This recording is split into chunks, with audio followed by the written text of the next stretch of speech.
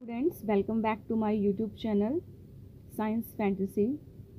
Here we are doing unit number 2 of class 11 structure of atom. In our last lecture we discussed about the dual nature of radiation, that is the Planck's quantum theory and the basis of Planck quantum theory. We discussing about the black body radiation, photoelectric effect and so on. Now in this lecture we have doing a new topic emission and absorption spectra. आपको मैंने last में बताया था कि हमारे पास एक sets of radiations होती हैं जिसको हम क्या कहते हैं, इलेक्ट्रोमैग्नेटिक रेडिएशन, इलेक्ट्रोमैग्नेटिक स्पेक्ट्रम बोलते हैं। इलेक्ट्रोमैग्नेटिक स्पेक्ट्रम में क्या होता है कि आप जो डिफरेंट आपके इलेक्ट्रोमैग्नेटिक रेडिएशंस होती हैं उनको उनकी वेवलेंथ और फ्रीक्वेंसीज के अकॉर्डिंग जो है जब वो अरेंज करके एक सीरीज़ लाते हो तो उसको हम क्या बोलते हैं, इलेक्ट्रोमैग्नेटिक स्पेक्ट्रम बोलते हो। एक इंस्ट्रूमेंट होता है जो इन रेडिएशन को सेपरेट करने के लिए यूज़ होता है जिसको आप क्या बोलते हैं, स्पेक्ट्रोमीटर। इंस्ट्रूमेंट जो है आपका जो इन रेडिएशंस को सेपरेट करने के लिए यूज़ होता है वाइट लाइट में से, उसको हम बोलते हैं स्पेक्ट्रोमीटर बोलते हैं। अब ये जो इलेक्ट्रोमैग्नेटिक रेडिएशंस है या जो इलेक्ट्रोमैग्नेटिक स्पेक्ट्रा है, उस इलेक्ट्रोमैग्नेटिक स्पेक्ट्रा को दो कैटेगरीज में क्लासीफाई किया है। One is the emission spectra and other in the absorption spectra. इन्हीं को हम क्या करेंगे, वन बाय वन जो है वो डिस्कस करेंगे। तो सबसे पहले हम बात करते हैं एमिशन स्पेक्ट्रा। फर्स्ट हमारे पास क्या है, एमिशन स्पेक्ट्रा। एमिशन का मतलब क्या होता है, बाहर निकलना, एमिट होना, ठीक है। अब इसमें एमिशन स्पेक्ट्रा में क्या होता है कि जब भी कोई भी आपके पास सोर्स है, सोर्स का मतलब आपके पास जहाँ से कोई चीज़ जिसकी उत्पत्ति हो रही है, जहाँ से वो चीज़ निकल रहा है, अगर किसी सोर्स से जो लाइट होती है या जो रेडिएशंस होती है वो रेडिएशन क्या होती है, सोर्स से एमिट होती है। एमिट होने का मतलब जो है रेडिएशन जो है वो बाहर निकलती है और उस रेडिएशन को आप डायरेक्टली जो है वो प्रिज्म में से क्या कर देते हो, पास आउट कर देते हो और उसके बाद उसको फोटोग्राफिक प्लेट पे रिसीव करते हो।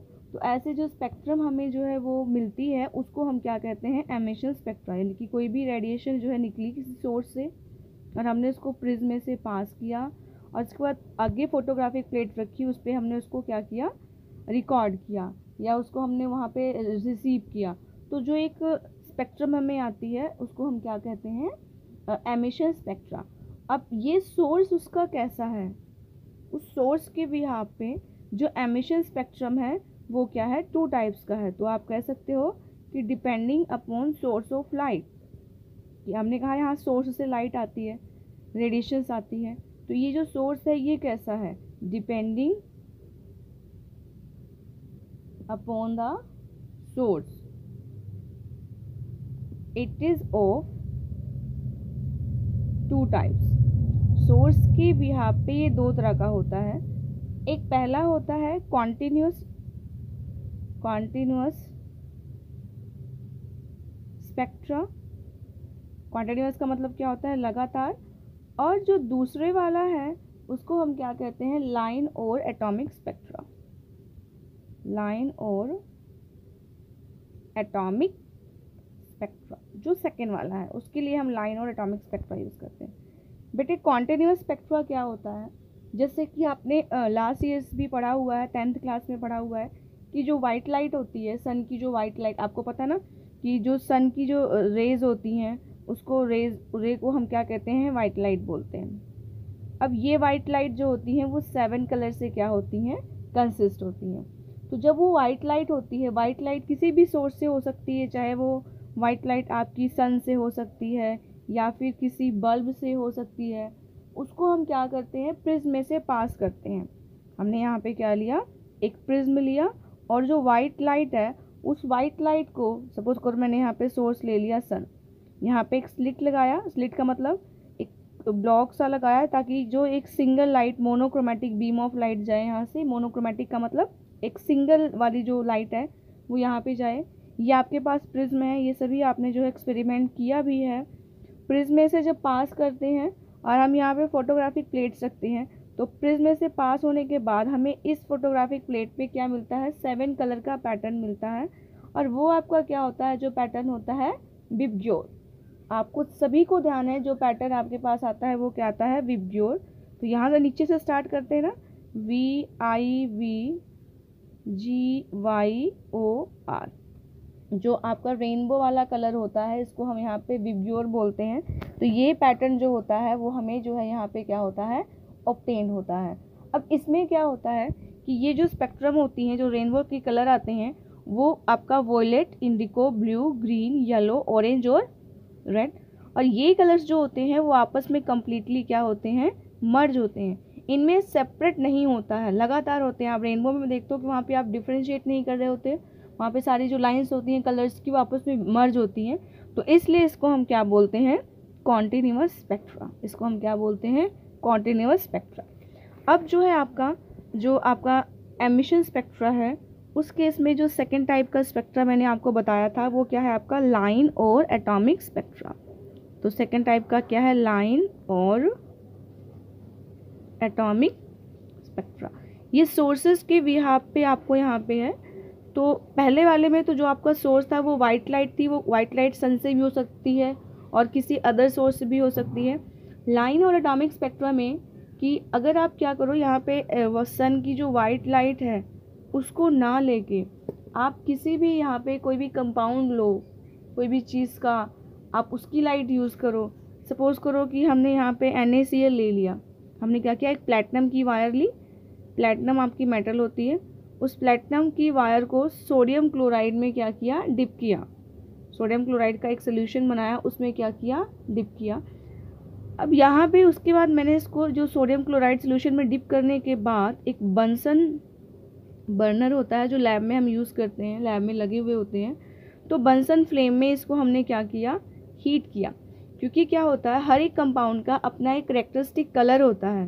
तो जो आपकी NaCl होता है, जब उसको आप हीट करते हो तो NaCl क्या होता है, येलो कलर की जो है लाइट होती है वो क्या करता है, इम्पार्ट करता है। वैसे भी आप देखते हो अगर नमक को हम बहुत टाइम के लिए एयर में एक्सपोज करते हैं तो प्योर वाइट से येलो कलर में चेंज हो जाता है। तो जो सोडियम क्लोराइड है, जो कॉमन सॉल्ट है जिसको आप नमक बोलते हो, ये येलो कलर की जो लाइट होती है उसको क्या करता है, प्रोड्यूस करता है। तो अगर हमने क्या किया, यहाँ पे एक बर्नर लिया, ऐसे बर्नर लिया, और इस बर्नर में हमने क्या किया, प्लैटिनम वायर ली। प्लैटिनम वायर के आगे यहाँ पे लगी हुई है, यहाँ पे हमने सोडियम क्लोराइड से क्या किया, यहाँ पे डिप किया, और इसको मैंने क्या किया, यहाँ पे हीट किया। हीट करने के बाद यहाँ पे जो आपकी लाइट निकली, उस लाइट को फिर मैंने क्या किया, यहाँ पे प्रिज्म में से पास किया। उस लाइट को मैंने यहाँ पे प्रिज्म में से क्या किया, पास किया। तो प्रिज्म में से पास करने के बाद जब उसको मैंने फोटोग्राफिक प्लेट पे क्या किया, यहाँ पे रिसीव किया, तो जो ब्राइट येलो लाइंस जो है वहाँ पे आपकी आई थी। तो यहाँ पे फोटोग्राफिक प्लेट पे रिसीव करने के लिए दो यहाँ पे लाइंस जो है वो ब्राइट कलर की आई थी। एक आई थी 5890 एंगस्ट्रॉम पे और एक आपकी आई थी 5896 एंगस्ट्रॉम पे। आपकी दो वेवलेंथ की यहाँ पे लाइट्स जो हमें ऑब्टेन हुई थी। तो ये जो स्पेक्ट्रम होता है इसको हम एटॉमिक स्पेक्ट्रम यहाँ पे बोलते हैं। तो सोर्स से जो फर्स्ट वाला केस था उसमें आपका सोर्स वाइट लाइट थी, और इसमें वाइट लाइट को छोड़ के किसी भी कंपाउंड की कोई भी लाइट हो सकती है, येलो वेवलेंथ हो सकती है, ब्लू वेवलेंथ हो सकती है, किसी भी वेवलेंथ की जो लाइट यहाँ पे हम यूज़ करते हैं तो उस चीज़ को हम क्या बोलते हैं, आपका लाइन या फिर एटॉमिक स्पेक्ट्रम। ये तो था आपका जो है एटॉमिक स्पेक्ट्रम। अब इसमें नेक्स्ट आपका क्या आता है, एब्जॉर्प्शन स्पेक्ट्रम। आपका क्या आता है, एब्जॉर्प्शन स्पेक्ट्रम। सेकंड वाला आपका था एब्जॉर्प्शन स्पेक्ट्रम, जो मेन सेकंड था। जो बेटा आपका जो है एब्जॉर्प्शन एमिशन स्पेक्ट्रम था, एमिशन स्पेक्ट्रम में आप देख रहे थे कि लाइट जो है वो डायरेक्टली हम सोर्स में से निकाल रहे थे और उसको प्रिज्म में से पास कर दे रहे थे। सोर्स कैसा भी हो बट डायरेक्टली हम सोर्स में से क्या निकाल रहे थे, उसको प्रिज्म में से पास कर रहे थे। लेकिन एब्जॉर्प्शन में एब्जॉर्ब होने का मतलब थोड़ा सा वहाँ पे कुछ क्या आएगा, एब्जॉर्प्शन आएगा। तो एब्जॉर्प्शन स्पेक्ट्रम के केस में सपोज करो यहाँ पे मैंने एक सोल्यूशन ले लिया, मैं यहाँ पे आपको यहाँ पे मैंने सोडियम क्लोराइड का क्या ले लिया, सोल्यूशन ले लिया, और यहाँ पे मैंने जो है अपना प्रिज्म पुट किया, और इस केस में मैंने फोटोग्राफिक प्लेट पुट करी। यहाँ से मैंने वाइट लाइट ली, उस वाइट लाइट को यहाँ पे ये सोर्स है वाइट लाइट का, उस वाइट लाइट को मैंने सबसे पहले क्या किया, NaCl सोल्यूशन में से पास किया, यहाँ पे स्लिट लगा दो ताकि सिंगल लाइट जो यहाँ पे बीम ऑफ लाइट आए वो आए। पहले सोडियम क्लोराइड सोल्यूशन में से पास किया, उसके बाद क्या किया, प्रिज्म में से पास किया, और फिर मैंने उसको फोटोग्राफिक प्लेट पे क्या किया, रिसीव किया। वाइट लाइट यहाँ से ली, वाइट लाइट को क्या किया, सोडियम क्लोराइड में से सोल्यूशन में से पास किया, फिर प्रिज्म में से पास किया, और उसके बाद वहाँ पे फोटोग्राफिक प्लेट पे किया हमने। तो जब हम वहाँ पे फोटोग्राफिक प्लेट पे करते हैं तो यहाँ पे VIBG, और जो यहाँ पे येलो वेवलेंथ है उसकी जगह यहाँ पे डार्क लाइन्स आ गई। क्या आ गई, डार्क लाइन आ गई। क्यों, क्योंकि जब हमने यहाँ से पास किया तो सोडियम क्लोराइड ने क्या किया, वाइट लाइट में से जो येलो वेवलेंथ वाली लाइट थी उसको क्या किया, एब्जॉर्ब कर लिया, तो आगे वो हमें मिली ही नहीं, तो यहाँ पे ब्लैक कलर की आ गई। तो ये जो होता है ये इसलिए हुआ क्योंकि सोडियम क्लोराइड ने वाइट लाइट में से येलो कलर की रेडिएशन को क्या कर लिया, एब्जॉर्ब कर लिया, इसलिए वो आगे क्या हुई, अपीयर नहीं हुई। और यहाँ पे जो हमें स्पेक्ट्रम मिला वो स्पेक्ट्रम कैसा आ गया, डिसकॉन्टिन्यूअस फॉर्म में आया ना, क्योंकि वो चीज़ तो वहाँ पे एब्जॉर्ब ही नहीं हुई। तो इसको हम क्या कहते हैं, एब्जॉर्प्शन स्पेक्ट्रा। कि एब्जॉर्प्शन स्पेक्ट्रा में क्या होता है कि हम वाइट लाइट को डायरेक्टली या किसी भी लाइट को डायरेक्टली आप प्रिज्म में से ना पास करके पहले उसे किसी सोल्यूशन में से पास करते हैं। वो सोल्यूशन अपने अकॉर्डिंग क्या करता है, जो वेवलेंथ होती है लाइट की पर्टिकुलर, उसको क्या कर लेता है, एब्जॉर्ब कर लेता है। जिसको वो एब्जॉर्ब कर लेगा वो हमें फोटोग्राफिक प्लेट्स पे फर्दर हमें नहीं मिलती हैं। तो ये हमारी दो तरह की स्पेक्ट्रम हुई, एब्जॉर्प्शन और एमिशन स्पेक्ट्रा। इनके बीच में आपको डिफरेंस करने के लिए भी आ सकता है, तो आप इसको जो है कर सकते हो कि जो एमिशन स्पेक्ट्रम होती हैं वो आपको डायरेक्टली जो है वो सोर्स से डायरेक्टली उसको आप पास करते हो, और एब्जॉर्प्शन स्पेक्ट्रम को आप डायरेक्टली सोर्स से प्रिज्म में ना पास करके उसको पहले एक सोल्यूशन में से पास करते हो। एमिशन में ब्राइट कलर की लाइंस होती हैं और इसमें जो है डार्क लाइंस होती हैं। वो आपकी एमिशन वाली कॉन्टीन्यूअस भी है, डिसकॉन्टीन्यूअस भी है, बट जो आपका absorption spectra it should be always discontinuous. तो ये था आपके पास जो हमने करना था। अब नेक्स्ट मैं कराऊंगी आपको emission spectrum of hydrogen atom.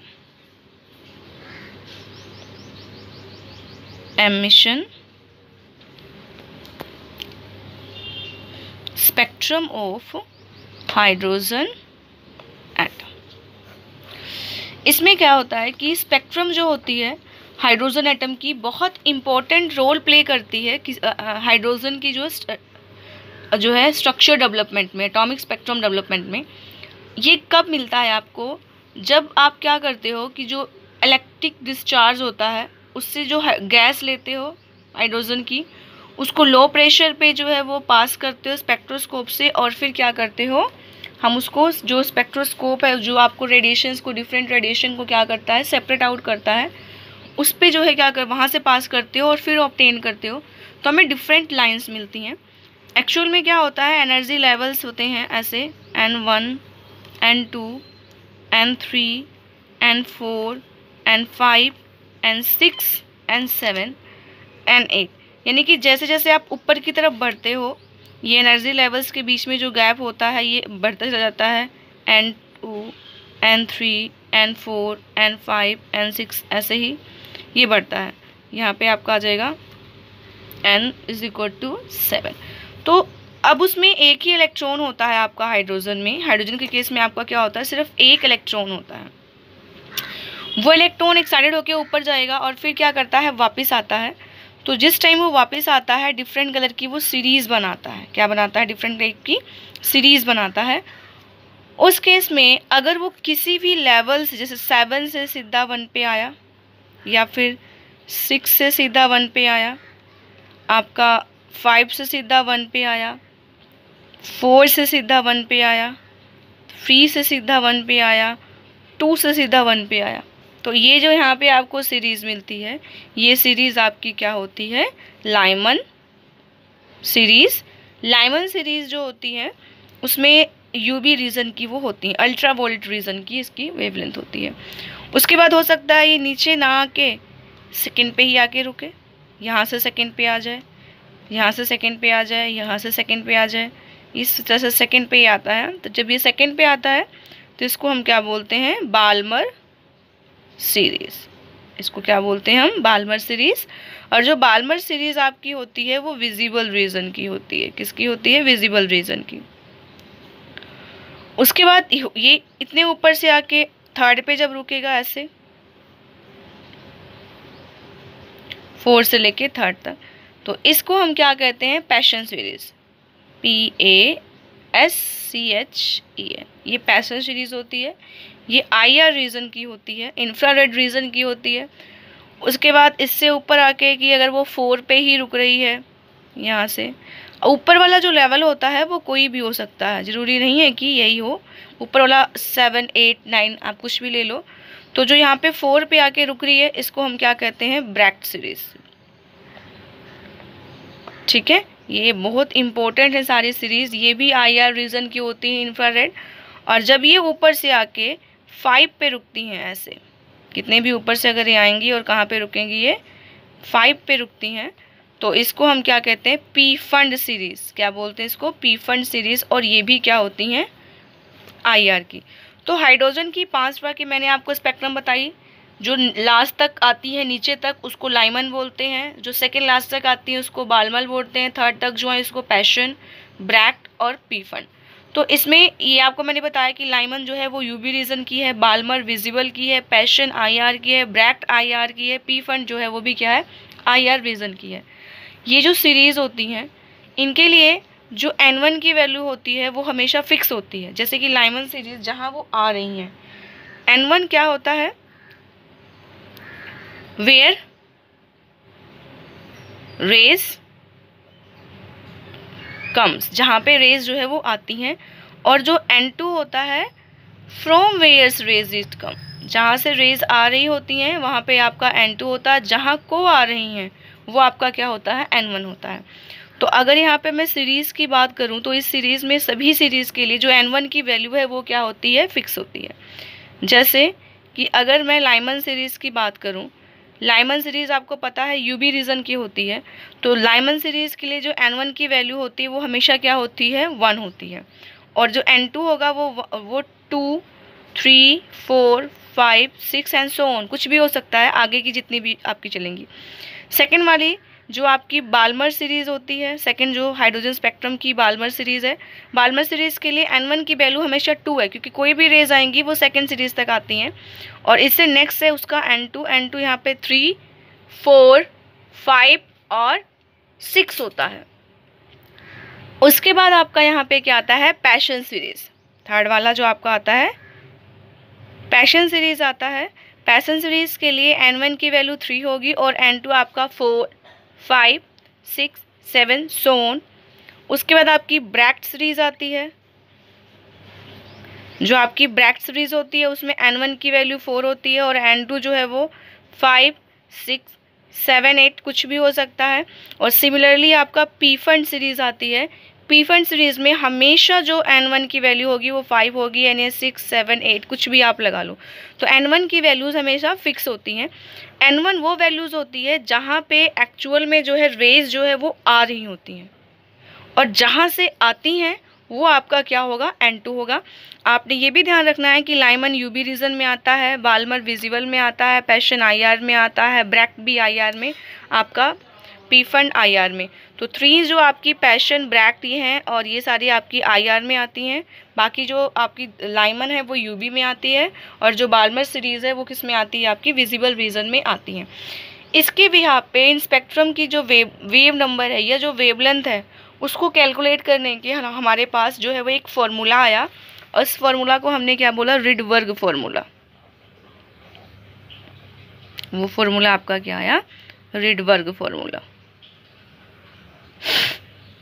Rydberg formula क्या था, nu bar is equal to R 1/N1 का स्क्वायर माइनस 1/N2 का स्क्वायर, जिसमें जो आपका R है वो R क्या है, रिडबर्ग कांस्टेंट। R क्या है आपका, रिडबर्ग्स कांस्टेंट। ये फॉर्मूला बहुत इंपॉर्टेंट है। रिडबर्ग कांस्टेंट है जिसकी जो वैल्यू होती है 109,677 सेंटीमीटर इनवर्स, या फिर 1.097 × 10⁻⁷ मीटर इनवर्स। दो में से कोई भी आप पुट कर सकते हो। जो यहाँ पे न्यू बार है वो आपको पता है, न्यू बार आपका क्या होता है, वेव नंबर होता है। N1 जहाँ को रेडिएशंस आ रही होती हैं, जो हमेशा एक सीरीज़ के लिए फिक्स होता है, और जो N2 होता है वो होता है कि जहाँ पे जो रेडिएशन है, जहाँ से वो जो रेडिएशंस आपकी हैं वो आ रही होती हैं, वो आपका होता है। ये जो आपने यहाँ पे ये फॉर्मूला लिखा है, ये आप हाइड्रोजन एटम के लिए करते हो, हाइड्रोजन एटम के लिए। लेकिन अगर आपके पास हाइड्रोजन लाइक कोई भी पार्टिकल है, हाइड्रोजन लाइक पार्टिकल का मतलब जो एक इलेक्ट्रॉन को कंटेन करता है, जैसे हीलियम पॉजिटिव, लिथियम 2 पॉजिटिव, ये सारे आपके क्या हैं, हाइड्रोजन लाइक पार्टिकल्स होते हैं।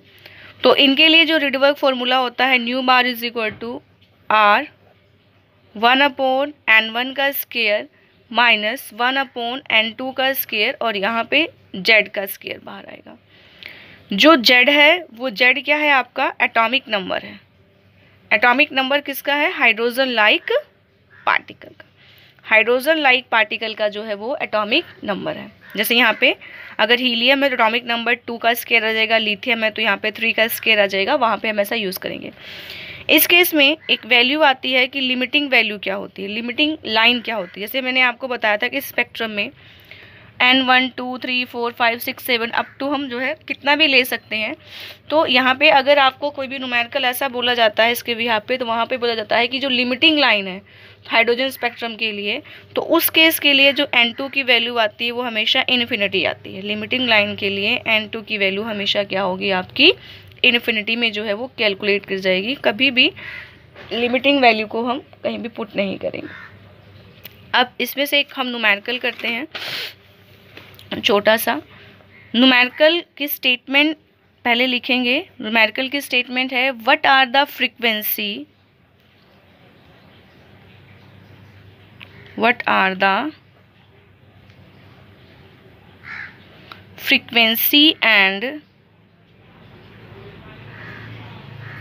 wavelength of a photon, what are the frequency and wavelength of a photon emitted during a transition from n is equal to 5 state to n is equal to 2 state of a hydrogen atom. इसको हम solve करते हैं। इससे पूछा है what are the frequency, frequency का मतलब आपसे न्यू पूछा है। वेवलेंथ, वेवलेंथ का मतलब आपसे क्या पूछा है, लैम्डा पूछा है। फोटोन एमिट करता है ट्रांजिशन फ्रॉम, मैंने कहा था जहाँ से ट्रांजिशन होगी वो आपका क्या होगा, N2, N2 की वैल्यू क्या है 5, 2 जहाँ को होगी वो आपका क्या है N1, N1 is equal to. अब यहाँ पे आप रिडवर्क फॉर्मूला लगाओगे। रिडवर्क फॉर्मूला में wave number is equal to R 1/N1 का स्केयर माइनस 1/N2 का स्केयर। रिडवर्क कांस्टेंट की जो वैल्यू है R की वो 109677 सेंटीमीटर इनवर्स है यहाँ पे। तो इसको पुट कर दो आप, new bar is equal to 109677 1/2 का स्केयर माइनस 1/5 का स्केयर, ये यहाँ पे आपका सेंटीमीटर इनवर्स आएगा। इसको सॉल्व करेंगे, 109677 1/4 माइनस 1/25 सेंटीमीटर इनवर्स। फिर इसको आप एलसीएम लोगे, एलसीएम करके यहाँ पे इसको सॉल्व करोगे तो ये कितना आ जाएगा 21 और अपॉन में 100 सेंटीमीटर इनवर्स। इसको सॉल्व करके आपकी वैल्यू आ जाएगी 23032.2 सेंटीमीटर इनवर्स। इस चीज़ को सॉल्व करके यहाँ पे वैल्यू आ जाएगी। ये आपका वेव नंबर निकल रहा है, लेकिन आपसे क्या पूछा हुआ है, वेवलेंथ। तो वहाँ पे आपका क्या होता है, लैम्डा इज इक्वल टू 1/न्यू बार। ये आपका रिलेशन आपने पहले किया हुआ है, तो न्यू बार की वैल्यू में पता है, तो यहाँ पे पुट कर देंगे 1/23032.2 सेंटीमीटर इनवर्स। सॉल्व करेंगे इसको, आ जाएगा 434 इंटू 10⁻⁻7 सेंटीमीटर, या फिर इसको लिख देंगे 434 इंटू 10⁻⁻9 मीटर। और अगर ये यहाँ पे -9 में आ गया तो ये नैनोमीटर के इक्वल हो जाएगा, तो आप लिख सकते हो 434 नैनोमीटर, क्योंकि ये एक जो नैनोमीटर होता है 10⁻⁻9 मीटर के इक्वल होता है। अब आपने क्या निकाला है, फ्रीक्वेंसी। सॉरी, तो न्यू आपके पास एक रिलेशन था C is equal to nu lambda, तो nu is equal to C upon lambda. C की वैल्यू लाइट की speed 3 into 10⁸ metre per second होता है, और ये आपका आ जाएगा 434 इंटू 10⁻⁻9 मीटर। और इसको जो हम सॉल्व करते हैं हमारे पास 6.91 इंटू 10⁻15 सेकेंड इनवर्स। तो ये हमारे पास यहाँ पे वेवलेंथ भी आ गई, ये हमारे पास जो है वो फ्रीक्वेंसी भी आ गई। हमने रिडवर्क फॉर्मूले का यूज़ करके इसको कैलकुलेट किया है। तो होप सो आपको ये जो लेक्चर है उसके जो न्यूमेरिकल्स भी हैं हमने जो किया है वो बहुत इंपॉर्टेंट है, आज का टॉपिक वो समझ में आ गया होगा। तो उसके आगे का जो नेक्स्ट है वो हम नेक्स्ट लेक्चर में करेंगे। आपको जो भी क्वेरीज होंगी आप पूछ लोगे उसको, क्योंकि मैं आपको बहुत ज़्यादा बर्डन नहीं दे रही हूँ काम का, इसलिए धीरे धीरे ही कर रहे हैं, तो आराम से हो जाएगा ये। और चैनल को सब्सक्राइब जिन्होंने नहीं किया है बेटा वो कर लेना, ताकि वीडियो अपलोड होते ही आपको पता चल जाए, नोटिफिकेशन आ जाए। एंड अगर कोई भी आपको डाउट होता है तो आप किसी भी मेन से मेरे से जो है कॉन्टैक्ट कर सकते हैं। Thank you so much.